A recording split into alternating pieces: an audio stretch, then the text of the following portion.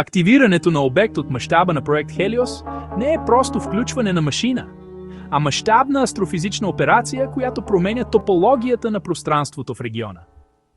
Ето теоретичния протокол за фазово активиране Alpha Zero, разделен на критични етапи. Фаза P – гравитационна инициация и генериране на Кугълблиц. Преди да се създаде коридорът, трябва да се дефинират неговите крайни точки. Котви! Зареждане на фокусните пръстени. Масивни ускорители на частици, разположени в орбита, започват да генерират свръхплътни полета. Синтез на микросингулярност. Чрез прецизно фокусиране на гама-лазери в една точка се създава Кугълблиц, черна дупка от светлина, която служи като гравитационен котва-генератор. Стабилизация чрез ротация. Веднага след появата си, сингулярността се подлага на магнитно завличане, за да се придаде необходимият ъглов момент – оммъл. Фаза 2. Разгръщане на Казимировия скелет – квантово отваряне. Без тази фаза, гравитацията от фаза Пени просто би погълнала всичко наоколо. Инжектиране на екзотична плазма. Впръскване на кохерентен Бозе-Айншайнов кондензат в ротационното поле. Вакуумна поляризация.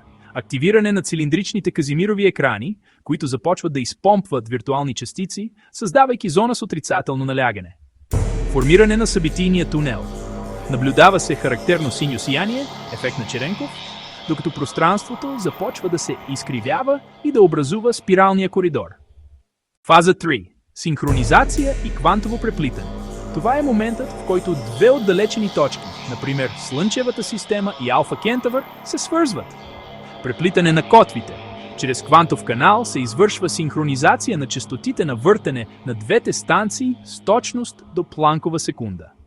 Геодезично изравняване. Коридорът се изстрелва от началната точка към приемащата станция.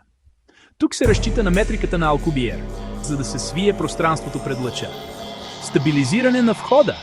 Когато двата края на лъча се срещнат, се образува стабилен квантово-ротационен мост. Фаза TIF. Тестови сонди, протокол Хермес. Преди изпращането на пилотиран модул, трябва да се провери интегритетът на коридора. Сонда тип Сянка. Безпилотен апарат, оборудван с атомни часовници. Тя влиза в лъча, за да измери реалното времево забавяне и да потвърди, че FZ съответства на математическия модел. Сонда Спектър. Измерва нивата на Хокинговото лъчение и ефективността на магнитните щитове. Сонда Ехо. Изпраща се, за да тества стабилността на връзката при масивни обекти, симулиращи масата на кораба Хелиос. Фаза Влев. Финална проверка и преход. Ако данните от сондите показват отклонение под 10 м с 12 св, златното сечение на планковия мащаб, протоколът завършва с активиране на инерциалните демпфери на кораба, навлизане в екзосферата на коридора, транссветлинен преход. Потенциален риск – квантова декохеренция на макрониво. Ако по време на стартирането се появи външна гравитационна аномалия, например преминаващ астероид, коридорът може да претърпи внезапен колапс. Това би освободило енергия, еквивалентна на избухване на супернова. Затова станциите Хелиос трябва да се разполагат в дълбокия космос, далеч от планетарни системи.